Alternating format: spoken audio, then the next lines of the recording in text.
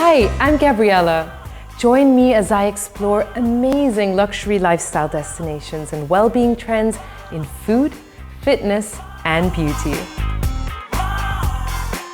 In every episode, I'll take you on a healthy living journey that will refresh, rejuvenate, and re-energize all of your senses. We'll also meet great personalities, feature delightful events, and discover everything that will make you feel good about yourself. Welcome to the good life. I'm feeling good.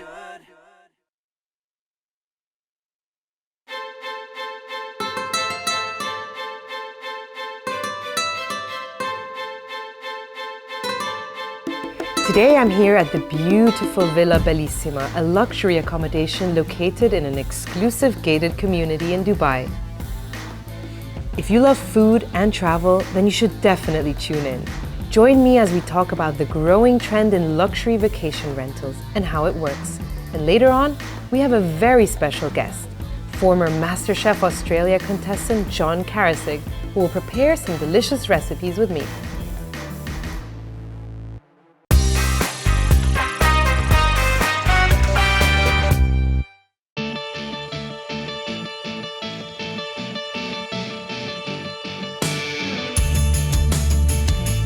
Today we'll start the show by talking about luxury vacation rentals, a holiday trend that is becoming more and more popular. The idea behind luxury vacation rentals is that you stay in a villa or an apartment as opposed to a hotel. This has been around for years, of course, but back in the days you would go via an agent or an agency, and this person would have to tell you everything about the place that you were going to stay at. Nowadays, there are amazing platforms and applications, and people can go there, travelers especially, and check where they would like to stay. They can connect with the owners of the places, and they can check out reviews, and it just gives you more confidence when you book a place. But not all accommodations are cheap in that sense. You know, some of them are luxurious and so they can be a lot more pricey, but it comes with a lot of advantages. For example, privacy, security, a better infrastructure. I mean, just imagine, you know, you have this huge, beautiful pool in your backyard and you don't have to share it with any other hotel guests. It's just for you and your friends or your family.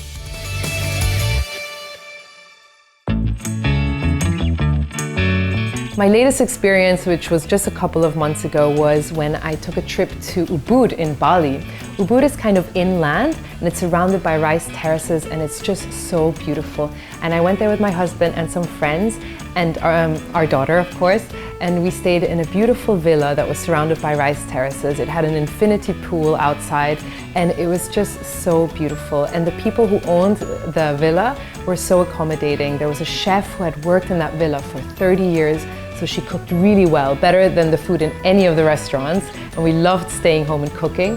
They helped us as well with the activities. So if we wanted to go whitewater rafting or see some tourist sites like waterfalls, they would organize everything for us. There was a driver.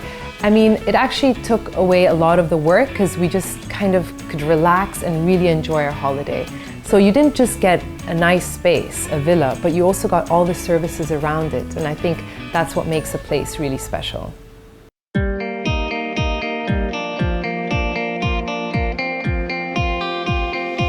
We thought it would be a really good idea to invite someone onto the show to give us more insight about this concept. I'm here with Sandrine, who's going to share her experience about luxury vacation rentals. Hi Sandrine, welcome to the show. Thank you for having me. You're quite experienced when it comes to this topic because you love to travel, personally on vacation, but also for work. Where was your last trip to? My last trip was to the UK. I went there for a conference not too long ago, and I opted to stay at one of the rentals opposed to staying in a hotel because it's just more personable. And I think if you're traveling to a place that you already know really well, sometimes you have a much more harmonious experience if you get to just venture out from the hotel and kind of get to know another neighborhood. So Yeah, exactly. I can imagine, you know, I mean, going on business trips can feel quite anonymous sometimes. And I hear from a lot of people who do a lot of business trips that it can become quite lonely. So if you are staying in a neighborhood that you like at least, and you know, you get to know the area, it could feel quite nice. No, absolutely. I think especially if you're going to cities of destinations you've been to a few times, I think it's ideal just to pick your favorite neighborhood, even for a weekend getaway. I think it's great. And this time around you said you were in Notting Hill, right? I was in Notting Hill, yeah, and I just loved the whole area and the little shops, and so you feel like you're really living there properly, opposed to having the more cold approach with being in a hotel, which of course has its perks as well, but it's of course more personable if you have your own flat for the week or the weekend. Yeah, exactly. And I can imagine, you know, you can go shopping and do your groceries, cook your own meals at home and all of that. We have something in common. We're both Swiss, right? And you just mentioned Lugano, which is in the south of Switzerland. And by coincidence, I was there 2 weeks ago. And it's such a beautiful town because it's just by the lake, and you have some amazing properties around the lake as well. And a lot of people who own these places, they don't even live there all year round, so they're often quite empty. And I think in those cases, it can be really it can be just amazing to experience how it is to own a house by the lake. Exactly. At least you can pretend for, you know, a week or so. And I think the same goes for, you know, staying in a chateau in the south of France, or if there's a beautiful villa in Tuscany. I think it's also nice to experience something that you usually don't get to experience. No, right? Absolutely. And I think also sometimes when, as you were saying, if you're going to the south of France or even Ibiza or other places, if you're getting a right group of friends together, I think a lot of times it makes a lot more sense to just go for a villa opposed to staying again at some of the hotels that really aren't that great a lot of times.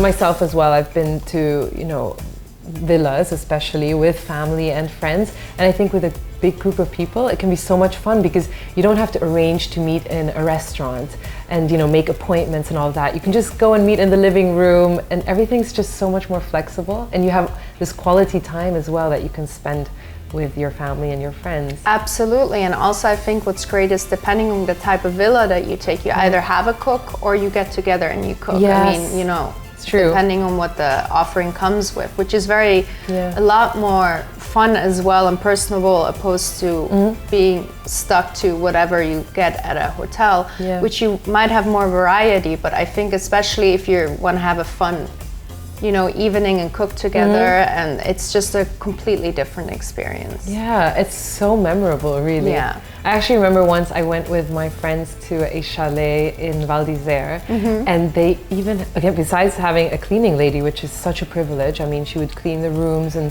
do the beds and all that, there was a chef, and he was just not like a regular cook, he was literally a chef. I mean, he cooked such amazing food. We didn't even want to go to restaurants anymore. So in the end, because there's so many things included, I think it can become quite economic as well. Absolutely. You know, even though maybe initially it might cost a little bit more to stay in a luxury villa, but you're also, you know, saving a little bit because there's quite a lot of things included. So for people who have never tried out any of these services, are there any tips that you can recommend? You know, procedures that, you know, you recommend that they should follow? I think if you're using it for the first time, I think it's very important, as I was saying earlier, to do your research. So I think, first of all, you need to know which area you want to be in. And definitely, it's so important to go by the reviews. And of course, you need to know whether you want to rent a flat or you want to rent a house or a room to share, because it gives you all the options. The other thing I think is important is that you get in touch first with the person you're going to be renting from, to also kind of get a feel of who that person is, or because sometimes you don't know if someone's trying to rip you off or not. And I think you get a pretty fast sense whether or not, you know, they're serious about what they're doing or not. Yeah, you can also trust, I guess, your gut instinct a little bit. Which I do think is very important. As I said, I've, you know, used it a couple times. I've never had a bad experience, and I think because I've taken a lot of care in the cities I've gone to in terms of where I want to be, what type of accommodation I'm looking for, and also they will ask you a lot of questions as well. And just make sure as well, another tip is to have your set of questions for them. It's almost like an interview, pretty much. True, yeah, exactly. Well, do you have any future plans of where you're going to go next on holidays or work? Yeah, I'm going to Macedonia and to Spain in September. And ironically, I was just talking with a friend about it 2 days ago, whether or not we will go for apartment again or go for a flat. I'm especially in Spain because we go all the time. So I think at this point it will be probably another Airbnb experience. Thanks so much for being here with us, Sandrine, and talking to us about your experience, and enjoy your holidays. Thank you. Thank you so much.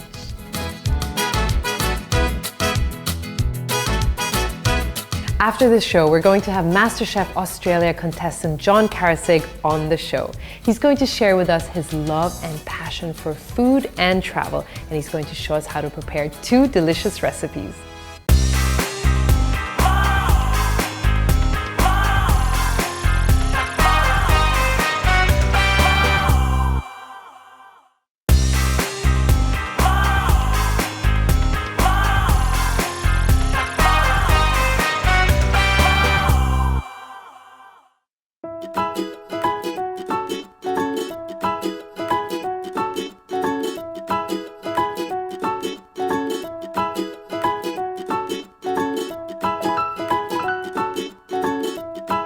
I'm really passionate about food and traveling, and how great is it, and what a coincidence that my next guest, John Carasig, is as well. Hi, and welcome to the show. Hi, Gabriela. Well, thanks for having me here. Thank you. It's such a pleasure to meet you finally. I've heard so much about you. Thank you. And also, we're really lucky because you're only here in Dubai for a stopover. You're not actually based here. You're based in Australia. In Australia. I'm from Melbourne, so I'm very lucky because I'll fly with, I work for Qantas, and I'm able to travel around the world, and this is one of the many beautiful destinations that we go to. Oh, thank you. Where are you off to next? So my next destination is LA, so all the way on the other side of the world. So you love to travel, and you're passionate about cooking as well. So when you travel to different destinations, do you just try to discover all about the cuisine there as well? Oh, definitely. I try to take advantage of that fact that I do get to travel and learn about different cuisines, and basically soak in everything that they have to offer. When you joined Masterchef Australia, you were exposed to so many international cuisines, but you did emphasize the Filipino cuisine as well, because that's your heritage. Yes, it was. And that's wonderful. Yeah, definitely. Did you always love Filipino food, or is it something that you just thought was natural to do? Well, the thing was, my expertise is actually Italian cooking. So growing up, I learned how to make pasta, and because it was something that we couldn't do at home. Mum was the one that actually cooked Filipino foods, and when I was on the show, I thought, what could be a way for me to stand out from the rest, because everyone was doing Western food. So I thought, well, I know the flavor profile. So I thought, why not do Filipino food? And yeah, I was very lucky to actually get halfway through the competition, which is good. Yeah, congratulations. That was such a success. Yeah. So talking about food and delicious meals, what are we cooking first? So today we're going to be cooking one of my favorite dishes. It's a kilawin, which you're probably familiar with. It's a Filipino dish, which is basically a ceviche of any seafood, and today we're doing it with tuna. I've had it before. So I went on a diving trip in the Philippines once, and then we went on an island and they served that to us, and it was so fresh from the sea. Oh, very nice. And so I'm really excited to see how it's done with tuna, because that fish was a white fish. Yep. So usually it's they do use kingfish to cook ceviches, but tuna is probably one of the it's from the Davao region, and that they use tuna to do their kilawin. So that's where I get my inspiration from. Yeah, and it's so nutritional as well. It is. It's really healthy. What I'm doing now is I'm going to dice the tuna in 1 centimeter cubes, and we're going to start curing that with some lemon juice and adding a bit of it's actually a fusion, because I'm putting a bit of Korean influence and a bit of Japanese influence as well. Yeah, that's what you were actually known for on the show. You actually didn't just focus on one cuisine specifically, you kind of integrated different influences. And I think that comes from me being a flight attendant and traveling the world and seeing what's available and Yeah, exactly. You're so exposed to all these different putting together things. the food that I love. So this is probably the healthiest option because this normally has some animal crackling. Okay. Just for crunch. But today what we're putting in is the rice paper. I see. Crispy rice papers. Okay, that's a great alternative. Once you've cubed the tuna, we're going to add a bit of calamansi juice, or if you can't find calamansi, lime or lemon.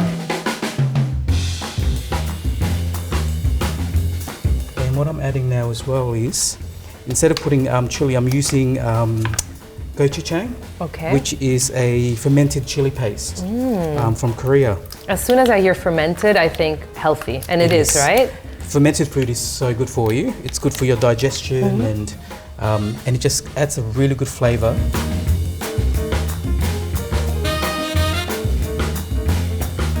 Now that we've cured it, we basically cure it for about 20 minutes. Right. We add the rest of the ingredients, which I've got here is the coriander root. Okay. I've got some crushed peanuts, and that's just plain roasted peanuts, no salt. Okay. You don't really need any salt because the gochujang paste actually has a fair amount of sodium in it. And I've got sesame seeds. Oh, these are healthy too. Are those roasted? Or? Roasted sesame seeds. I thought so because they look a little bit more. Yeah, a little bit more brown. Darker. It gives it a bit of texture as well. And you're getting a lot of nutrients from this particular dish because you're getting the omega-3 acid from the tuna, and all the good fats from the peanuts and sesame seed. It's like a superfood meal. It is.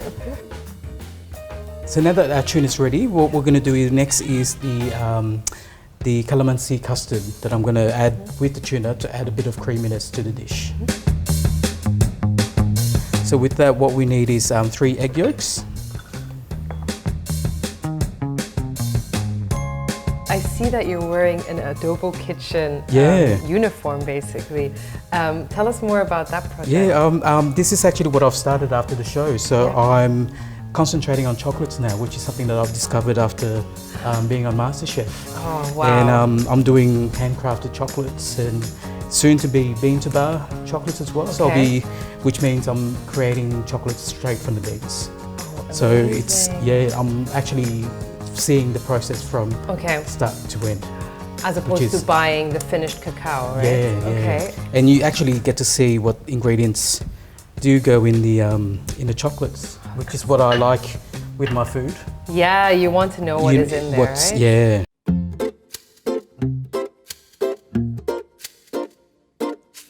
What I've added into the custard is the calamansi, 3 egg yolks. Okay.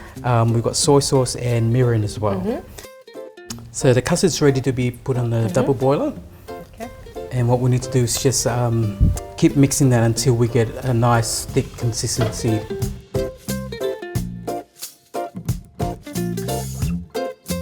John, I think this is ready. Yes, it looks perfect. We'll take it out for you. That looks really good. Exactly the consistency we need. Oh, great. So nice and light and yeah, it looks so aerated. fluffy. Now that's ready, we can start plating. Okay, perfect.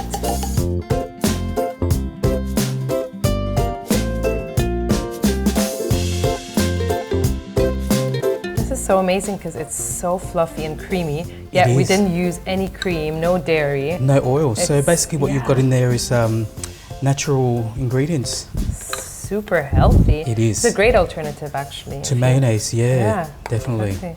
If you want to lighten up the dish with, or add a bit of creamy texture to a dish, that's definitely an alternative to mayonnaise.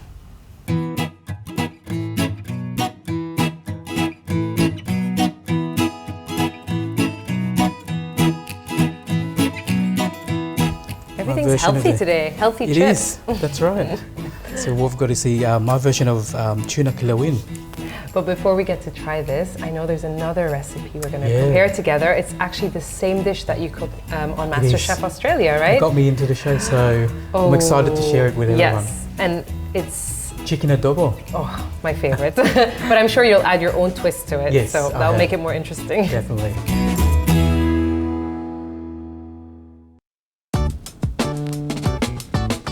So John, how do we start our next dish? Yes, the first thing that we want to do is we want to try and marinate the chicken first. And to do that, what we need is, what I've got here is chicken thigh fillets and basically no skin.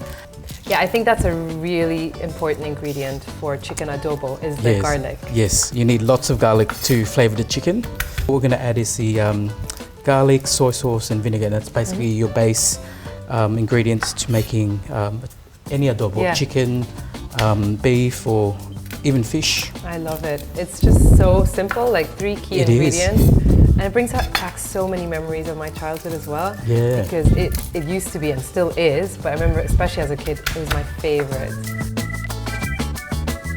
And how long would you marinate this for? I'd say about 30 minutes to an hour, depending how long you've got to cook. If you're in a rush, 30 minutes is fine to marinate. Does it tenderize the meat as well? It does. The vinegar does help tenderize the chicken, as well as adding flavour to the dish.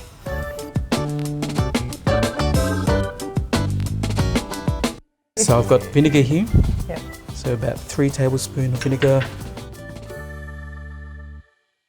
I've actually added my own twist to it.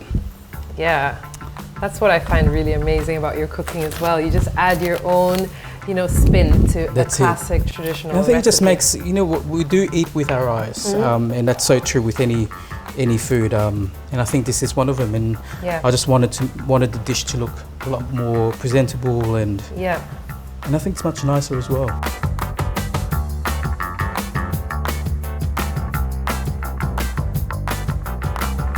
Does this process change the taste of the adobo? Well, it keeps the flavour in there, so you're really locking in the flavour of the soy sauce into the chicken. So, in a way, it's probably a better way of doing it because you're keeping all the flavours in that.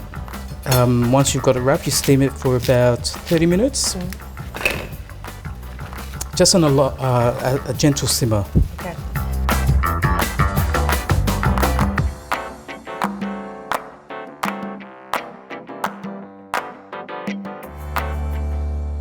So with the kale, what I've done is basically with these kale, what you want to do is try and get rid of that stem. And the quickest way to do it is just basically pull it that way, and you've got the leaves.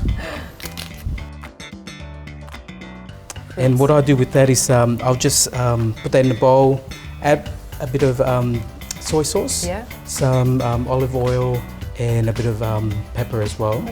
And then just put it in the oven, about 120 degrees, for about 30 minutes as well. So same time as the chicken. So while you're doing that, you've got that going in the oven, and that will just dry it out, all ready for you in 30 minutes.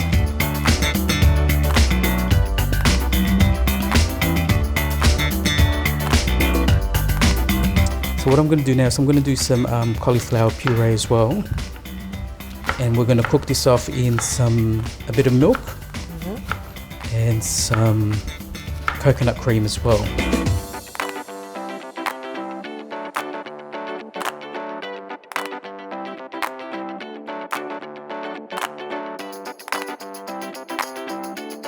So what we're going to do is bring it to a boil and then just let it simmer until the cauliflower is cooked. We're going to add this later on as a garnish. So what I've done with this is I've just boiled the coconut cream in a saucepan. This is actually what I was doing on the show when one of the judges came up to me and said, "Oh, your food's burning." I said, "No, that's how I wanted to do." So basically you bring it to a boil and then let it reduce down all the way down until it becomes oily, and that's basically just the coconut oil seeping out, separating from the actual cream. So we've cooked this. Yep. So once that's cauliflower. We'll put it in the blender now.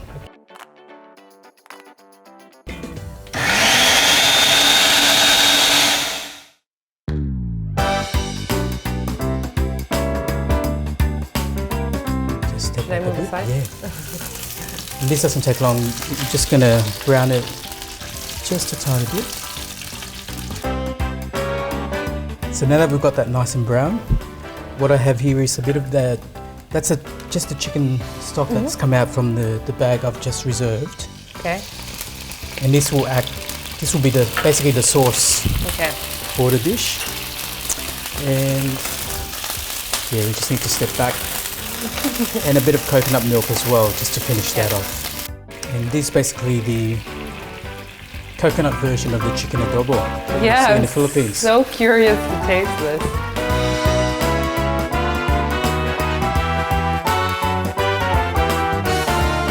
And if you were to grab our kale, that should be ready.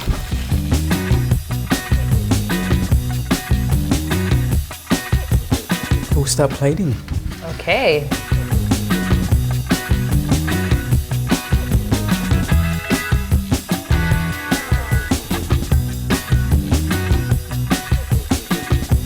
This is the famous dish that got you one round further, right? Yes, with that's it. Masterchef. And they all loved it. And there we have it. Little chicken adobo. Oh wow! Now I really want to taste it. Oh, let's try it.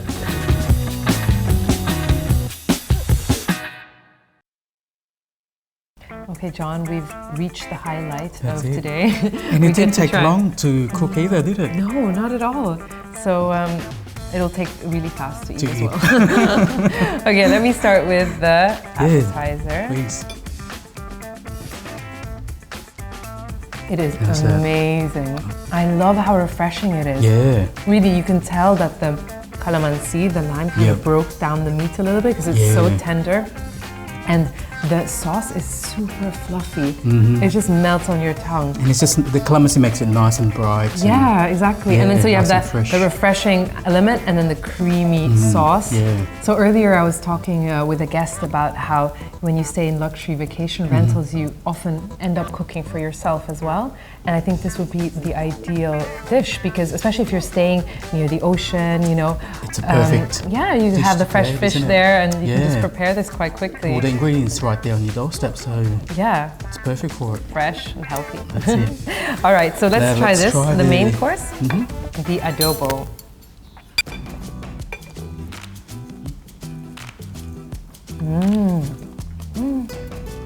Wow, it's the best adobo I've ever tried. I'm not allowed to say this to my grandma, but it's true. This is so good. Oh, we have to show your grandma this now? Yeah, exactly. It's so different. I mean, this coconut sauce, wow, this was absolutely delicious. Thank you so much for being on the show and showing us how to prepare this amazing dish. Oh, it's my pleasure. It's been an absolute ball being here. Thank you. Thank you all for watching and tuning in. I hope you enjoyed as much as I did. If you have any comments or suggestions, then please get in touch with us on our social media pages. I'm Gabriela, and this is The Good Life.